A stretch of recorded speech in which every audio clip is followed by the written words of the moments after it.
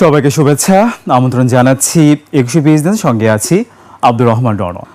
বাজার বান্ধব margin rule আমরা পেয়েছি, অনেকে এটিকে বলছে উদার একটা মার্জিন রুল হয়েছে মার্কেটের জন্য, কিন্তু মার্জিন রুল আসার পরে পরে আমরা দেখতে পাচ্ছি মার্কেটে কিন্তু এর প্রভাব সেভাবে আমরা দেখতে পাচ্ছি না। বরঞ্চ আমরা দেখছিলাম যখন থেকে মার্জিন রুল নিয়ে কথা হচ্ছিল, আমরা জানি যে মতামত নেওয়া হচ্ছিল, সেই সময় থেকেই হিসাব করলে আমরা দেখতে পারি যে মার্কেটে বেশ খানিকটা একটা নেতিবাচক প্রবণতা এবং টানা একটা পতন আমরা দেখতে পাচ্ছি। আমরা জানি যে ডিএসসি প্রধান ইন্ডেক্সটি 5000-এর নিচে থেকে 5923 পর্যন্ত উঠেছিল, যেটি কিনা গত 2 বছরের মধ্যে সর্বোচ্চ একটি অবস্থান। তো সেই হিসাবে কিন্তু ইন্ডেক্স আমরা বলবো যে এখনও ভালো অবস্থায় আছে, তবে একটা কারেকশন মোডে আছে, এটি অনেকেই বলছেন। আবার অনেকে অভিযোগ করছেন যে ফ্রেশ ফান্ডটা ঢুকেছিল সেটা কিছুটা ইনঅ্যাক্টিভ, এবং ইনঅ্যাক্টিভ হওয়ার কারণেই তার প্রভাব আসলে পুঁজিবাজারে পড়ছে। পুঁজিবাজারে আমরা জানি যে 90%ই কিন্তু রিটেইল বেসড, সাধারণ বিনিয়োগকারীরা এখানে বিনিয়োগ করে থাকেন, লেনদেন করে থাকেন, কিন্তু তাদের প্রভাবটা কিন্তু খুব বেশি পুঁজিবাজারে নেই। আমরা দেখি যে fresh fund, institute fund, foreign fund এগুলো কম হলেও এগুলোর কিন্তু একটা প্রভাব আমরা পুঁজিবাজারে দেখতে পাই। এবং অনেকে মনে করছেন যে ফ্রেশ ফান্ড কিছুটা ইনঅ্যাক্টিভ, তারপরেও কিছু ফ্রেশ ফান্ড বের হয়ে গেলেও পুরো ফ্রেশ ফান্ড কিন্তু এখনও বের হয়নি, এটি মনে করছেন বাজার সংশ্লিষ্টরা। তারা প্রত্যাশা করছেন একটা স্বাভাবিক মূল্য সংশোধন হচ্ছে, এরপরে একটা উত্থান আমরা দেখব। এবং আমরা বারে বারে যেটি বলছি 6000-এর যে একটা মনস্তাত্ত্বিক লাইন, সেটি কিন্তু আমরা দেখছি যে অনেক দিন ধরে 6000-এর নিচেই কিন্তু ইন্ডেক্স ঘোরাঘুরি করছে, এবং এই অবস্থানে এসেই কিন্তু আমরা দেখি যে ইন্ডেক্সের একটা পতন আমরা দেখতে পাই এবং টার্নওভারটাও কমে যায়। আমরা দেখছিলাম কিছুদিন আগেও 1300-1400 কোটি টাকার টার্নওভার হচ্ছিল, সেখান থেকে কিন্তু এখন আমরা দেখতে পাচ্ছি 600-700 কোটি টাকার আশেপাশে লেনদেন হচ্ছে। আজকে এই মুহূর্তে আমরা দেখতে পাচ্ছি 3 ঘন্টা সময় পার হয়ে গিয়েছে, এখনও পর্যন্ত কিন্তু 400 কোটি টাকা লেনদেন হয়নি। এবং লেনদেন হওয়ার প্রতিষ্ঠানগুলোর মধ্যে আমরা দেখতে পাচ্ছি 80% প্রতিষ্ঠানের কিন্তু দর হারিয়ে লেনদেন হচ্ছে। আপনারা জানেন যে মার্জিন রুল হয়েছে, মার্জিন রুলে আসলে যা যা চাওয়া হচ্ছিল সব কিছুই আছে, তারপরেও আসলে প্রভাব আমরা দেখতে পাচ্ছি না। তো সেক্ষেত্রে অনেকেই কিন্তু মার্জিন রুলটাকে নিয়ে একটু অন্যভাবে বলে থাকেন যে মার্জিন রুলটা আসলে বাজারে থাকাই উচিত না, কারণ এর আগে আমরা 2010 দেখেছি, 2010-এর ধসের পেছনে সবচেয়ে বড় কারণ হিসেবে চিহ্নিত করা হয় মার্জিন রুলকে। তারপরেও সারা বিশ্বের মতো আমাদের এখানেও মার্জিন লোন থাকবে, এটাই স্বাভাবিক। তবে যারা আসলে খুব বেশি মার্কেট বোঝে না, খুব বেশি প্রফেশনাল না মার্কেটে, তাদের আসলে মার্জিন লোনটা নেওয়া উচিত না, মার্জিন লোন থেকে দূরে থাকাই উচিত। কারণ মার্জিন লোন না থাকলে বাজার যতটাই পতন হোক তাদের কিন্তু সেইভাবে আসলে দুশ্চিন্তার কারণে আমরা বাজারকে অনেকবার আমরা এরকম পতন দেখেছি, অনেকবার পড়েছে, অনেকবার আমরা দেখেছি 200-300 কোটি টাকাতে লেনদেন নেমে এসেছে, ইন্ডেক্সও অনেক নিচে নেমে এসেছে। সেখান থেকে কিন্তু আবার বাজারকে আমরা ঘুরতে দেখেছি, এবং হিস্টোরিক্যালি আমরা অনেক শেয়ার দেখেছি যে 100 টাকা থেকে 10 টাকায় নেমে এসেছে, সেখান থেকে 10 টাকা থেকে 200 টাকা 250 টাকা হয়েছে। অর্থাৎ বাজারে কিন্তু অনেক সময় রিপিটেশন দেখি। তো সেক্ষেত্রে মার্জিন রুলে ব্যবসা তারাই করবেন যারা অনেক বেশি আসলে মার্কেট বোঝেন, যারা বোঝেন না তাদের আসলে মার্জিন রুলটা নেওয়াই উচিত না। এছাড়া জানিয়ে রাখছি এবছরে T+1 কার্যকর হওয়ার কথা ডিবিএস সূত্র থেকে আমরা জানতে পেরেছি, এবং T+0 যেটি নিয়ে কথা হচ্ছে সেটি DC30-তে যে কোম্পানিগুলো আছে সেগুলো দিয়ে শুরু হওয়ার কথা। এবং এক্ষেত্রে অনেকে বলছেন যেহেতু ম্যাচিউর ডেট কমে আসছে, বাই সেলের পরিমাণ যেহেতু বেড়ে যাবে, সেক্ষেত্রে ব্রোকারেজ কমিশন সেটা আসলে কমানো যায় কিনা সেটি আসলে দেখা উচিত ব্রোকারেজ হাউসগুলোতে। তবে এটা আমরা জানি যে বাল্ক অ্যামাউন্টে যদি কোনো বিনিয়োগকারী বিনিয়োগ করে থাকে সেক্ষেত্রে হাউসগুলো কিন্তু একটু বেশি সুবিধা দিয়ে থাকে, কমিশনটা একটু কম থাকে আমরা জানি।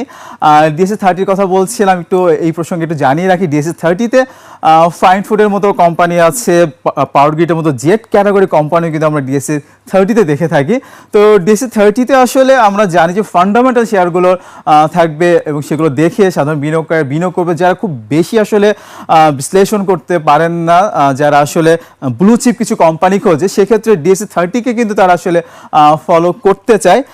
এছাড়া জানিয়ে রাখছি গত টানা 3-4 সপ্তাহ ধরেই কিন্তু ফরেন সেলটা কিন্তু বেশ খানিকটা বেশি রয়েছে। গতকালকেও আমরা সেরকমটি দেখলাম, গতকালকে কিন্তু তাদের নিট বাই ছিল একদমই 0%, সেলের পরিমাণে বেশ খানিকটাই ছিল। তবে বাই মোডে গতকালকে ছিল ইনস্টিটিউশন এবং ডিলার কোডগুলোতে কিন্তু একটা বেশ বাই মোডে আমরা দেখতে পেয়েছি। এছাড়া আমরা যদি বলি এই মুহূর্তে কিন্তু ব্যাংকের ইন্টারেস্ট রেট কিন্তু কম, সেই সাথে ব্যাংকের তারল্য কিন্তু অনেক বেশি বৃদ্ধি পেয়েছে। আমরা জানি যে সেই সাথে ট্রেজারি বন্ডের রেটও কিন্তু অনেক কম আছে। অর্থাৎ এইসব কারণেই কিন্তু বাজার ভালো হওয়ার কথা, কিন্তু সেই প্রভাবটা দেখছি না। বাট আমরা প্রত্যাশা করছি এই প্রভাবগুলো পড়বে, কারণ আমরা জানি যে ওয়ার্ল্ড ওয়াইড ইন্টারেস্ট রেট কমলে আসলে আমরা জানি যে সেটার প্রভাব কিন্তু পুঁজিবাজারে পড়ে থাকে। এবং আমরা যেটা দেখতে পাচ্ছি তারল্য যেহেতু অনেক বেশি হয়ে গিয়েছে, এবং আমরা জানি যে এখনও অনেক প্রতিষ্ঠানের কিন্তু অনেক ব্যাংকের কিন্তু ব্যাংকের এক্সপোজার কিন্তু অনেকখানি আসলে এখনও নিচে, অনেকের এক্সপোজারই নেই পুঁজিবাজারে। তারা যদি ভালো মনে করে যে হ্যাঁ পুঁজিবাজার ভবিষ্যতে ভালো হবে, তারা অবশ্যই এখানে আসবে এবং তাদের বিনিয়োগ আমরা এখানে দেখতে পাবো, সে প্রত্যাশা করছি। তো যেটি বলছিলাম, বাজারে গুঞ্জন অথবা রিউমার এটা থাকবেই, পৃথিবীর প্রতিটা বাজারে আছে। এবং আমরা দেখতে পাচ্ছি সাম্প্রতিক সময় কিন্তু বিভিন্ন রকম গুঞ্জন আমাদের পুঁজিবাজারে আমরা দেখতে পাচ্ছি। সেগুলোর মধ্যে যদি আমি কিছু উল্লেখ করি, তার মধ্যে আমরা দেখতে পাচ্ছি রয়েছে শেয়ার কারসাজিকারীদের বিরুদ্ধে ফৌজদারি মামলা হবে, এরকম একটি কথা আমরা শুনছিলাম। পরে কিন্তু বিএসইসি স্পষ্টীকরণ করেছে যে এরকম কোনো কথা কিন্তু বলা হয়নি। তবে আমরা যেটা দেখি যে বাজার নেগেটিভ হলে বিভিন্ন রকম ইস্যু, বিভিন্ন রকম রিউমার কিন্তু সামনে চলে আসে। পজিটিভ অনেক কিছু থাকা সত্ত্বেও নেগেটিভগুলো আসলে আমরা সামনে দেখি। এটি আসলে অনেকবারই আমরা দেখেছি। এবং এই অবস্থায় যেটি হয়, বিনিয়োগকারীরা কম দামে শেয়ার বেচে, আবার বাজার বাড়তে থাকলে বেশি দামে কিনে। অর্থাৎ উল্টোটা করা উচিত, সেটা আসলে বিনিয়োগকারীদেরকেই বুঝতে হবে। বাজারে এরকমও রিউমার, এরকম গুঞ্জনও আছে যে একের অধিক বিয়োধারীদের ফাইল খুঁজে দেখবে এনবিআর, এরকম গুজবও কিন্তু বাজারে রয়েছে। এছাড়া বিয়ে অ্যাকাউন্ট খুলতে কেওয়াইসি বাধ্যতামূলক হচ্ছে, এরকমটা আমরা এর আগেও অনেকবার শুনেছি। বড় বিনিয়োগকারীদের নিষ্ক্রিয়তায় বাই প্রেশার কম, যেটা আমি বলছিলাম যে ফ্রেশ ফান্ড কিন্তু অনেকখানি নিষ্ক্রিয়, তারা কিছুটা হাত গুটিয়ে বসে আছে। তারা যে বাজার থেকে চলে গেছে এমনটি না, আসলে এরকমটা আসলে সম্ভবই না যে তারা একটি শেয়ারে ঢুকেছে, তারা একটা বড় বাল্ক অ্যামাউন্টে শেয়ার কিনেছে, সেটি দর বৃদ্ধি পেয়ে সব কিছু তারা আসলে সেল দিয়ে বের হয়ে যাবে, আসলেই সম্ভব না। কিছু অবশ্যই ফ্রেশ ফান্ড বের হবে, এটা খুবই স্বাভাবিক। তো এটি আসলেই হতে পারে যে বড় বিনিয়োগকারী এই মুহূর্তে কিছুটা নিষ্ক্রিয় অবস্থায় আছে। এছাড়া আমরা দেখতে পাচ্ছি যে কম দামে শেয়ার কেনার জন্য একটি গোষ্ঠী বাজার ফেলছে, এরকমটাও যেটা আমার কথাতে অলরেডি ফুটে উঠেছে। তারা সবসময় প্রত্যাশা করে, ফ্রেশ ফান্ড সবসময় কিন্তু প্রত্যাশা করে যে কম দামে তারা শেয়ার কিনবে, এবং তারা বিভিন্ন রকম রিউমার দিয়ে কিন্তু বাজারকে ফেলে দেওয়ার চেষ্টা করে, এবং কম দামে তারা শেয়ার কিনবে এবং কম দামে বেশি দামে কেনা শেয়ার বিনিয়োগকারীরা কম দামে সেল করবে। এটা আসলে খুবই দুঃখজনক। এই জায়গা থেকে অবশ্যই বের হয়ে আসতে হবে, সেটা আমরা সবসময় বলছি। বিদেশি বিনিয়োগকারীরা সেল মোডে রয়েছে, এটি আসলেই আমরা জানছি যে গত প্রায় 3-4 সপ্তাহ ধরে কিন্তু তারা আসলে নিট বাইয়ের চাইতে নিট সেল কিন্তু অনেক বেশি পরিমাণে করছে। আমি একটু আগেই বলছিলাম, তারা গতকালকে হিসাবটাই যদি আমরা দেখি, গতকালকেই তারা কোনো রকম বাই মোডে ছিল না, যতটুকু করেছে সেটা কিন্তু সেল মোড ছিল। এটি অবশ্যই বাজারের জন্য কিছুটা নেগেটিভ প্রভাব পড়ছে। তবে এখানে বলে রাখতে হবে যে আলটিমেটলি প্রাতিষ্ঠানিক বিনিয়োগকারী অথবা ফরেন যে পোর্শনটা, সেটি কিন্তু খুব বেশি না আমাদের মার্কেটে। তো আমরা জানি যে আলটিমেটলি রিটেল যারা, তাদের বিনিয়োগটা অথবা লেনদেনটা কিন্তু সবচেয়ে বেশি। প্রতিদিন যে লেনদেন হচ্ছে তার 90%ই কিন্তু সাধারণ বিনিয়োগকারীরা করে থাকছে। আর যে 10% সেখানে আমরা প্রাতিষ্ঠানিক বিনিয়োগকারীদের লেনদেন দেখতে পাই, বিদেশি বিনিয়োগকারীদের লেনদেন দেখতে পাই, ডিলার কোডের লেনদেনগুলো দেখতে পাই সেই 10% পোর্শনের মধ্যে। তো এই হচ্ছে। এছাড়া আমরা জানি যে জ্বালানির সংকট, গ্যাসের সংকট, বিদ্যুতের সংকট, এটা অবশ্যই একটা বড় কারণ। আমরা জানি যে সামনে জুন ক্লোজিং কোম্পানি ডিভিডেন্ড আসবে, সেটিকে নিয়েও কিন্তু বিনিয়োগকারীদের মধ্যে এক ধরনের একটা আতঙ্ক অথবা আগ্রহ, দুটোই আসলে কাজ করছে একসাথে। তো আতঙ্কটার কারণে সেটার একটা সেল প্রেশার হচ্ছে, এবং সেই সেল প্রেশার অন্যরাও কিন্তু সেল দিচ্ছে। সব কিছু মিলিয়ে কিছুটা টালমাটাল এই অবস্থায় আমাদের পুঁজিবাজার। তবে এখান থেকে আমরা খুব শীঘ্রই বেরিয়ে আসবো। এবং আমরা যেটি বলছিলাম, 5000 নিচ থেকে কিন্তু সূচক 5923-এ উঠেছিল, অর্থাৎ 2 বছরের মধ্যে সর্বোচ্চ একটা অবস্থান ছিল, সেখান থেকে হিসাব করলে কিন্তু সূচক এখনও খুব ভালো অবস্থানে আছে এবং এখান থেকে ৬,০০০-এর যে মাইল ফলক, ৬,০০০-এর যে মনস্তাত্ত্বিক লাইন, সেটি আমরা এখান থেকেই সেটা পার করব, সেটি আমরা প্রত্যাশা করছি। এছাড়া যেটি বলছিলাম, আজকে এখনও পর্যন্ত লেনদেন কিন্তু 400 কোটি টাকা ছাড়ায়নি। সেই সাথে লেনদেন হওয়া প্রতিষ্ঠানগুলোর মধ্যে বেশিরভাগেরই কিন্তু দর হারিয়ে লেনদেন হচ্ছে, 80% প্রতিষ্ঠানের দর হারিয়েছে। যেটি বলছিলাম, রিউমার গুঞ্জন নিয়ে একটু আলোচনা করছিলাম, আমি আরেকবার যদি সেই রিউমার গুঞ্জনগুলোকে একটু আপনাদের সামনে তুলে ধরি। যেটি বলছিলাম যে শেয়ার কারসাজিকারীদের বিরুদ্ধে ফৌজদারি মামলা হবে, এরকম একটি রিউমারের কারণে আমরা বেশ কিছুদিন দেখছিলাম একটা স্লো ট্রেন, যদিও এটি একটা স্পষ্টীকরণ দেওয়া হয়েছে, এসএসসি বলছে এরকম কোনো কিছু বলা হয়নি।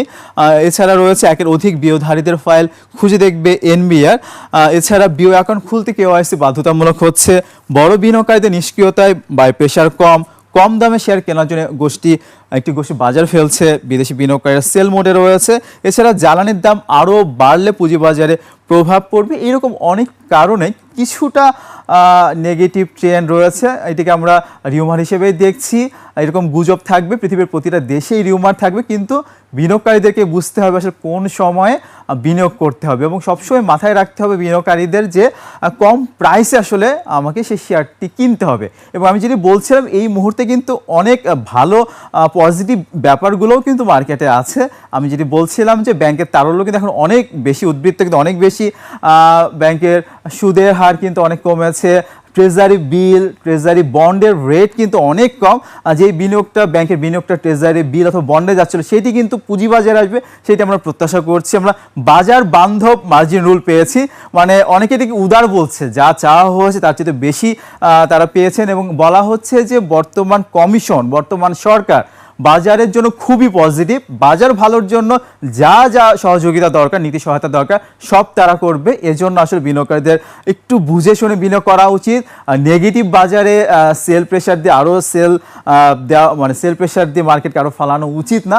এবং সবসময় যেটি আমরা বলে থাকি, যারা মার্কেট খুব বেশি বোঝেন না তাদেরকে আসলে মার্জিন ঋণ নিয়ে আসলে ব্যবসা করা উচিত না, তাহলে তারা এই মার্কেট থেকে একটা ভালো রিটার্ন তারা আসলে নিয়ে যেতে পারবে। এবং এখনও এমন অনেক শেয়ার আছে যেটা আন্ডার ভ্যালুড অবস্থায় আছে এবং এখান থেকে সেগুলো ঘুরবে এবং ৬,০০০-এর যে মনস্তাত্ত্বিক লাইন, সেটি পার করে অনেক দূর যাবে। পার্শ্ববর্তী দেশগুলোর উদাহরণ আমরা জানি, সেগুলোর মতোই আমাদের দেশের পুঁজিবাজার একটা উদাহরণ হিসেবে আমরা দেখব এবং বলতে পারবো, সেই প্রত্যাশা আমরা করছি।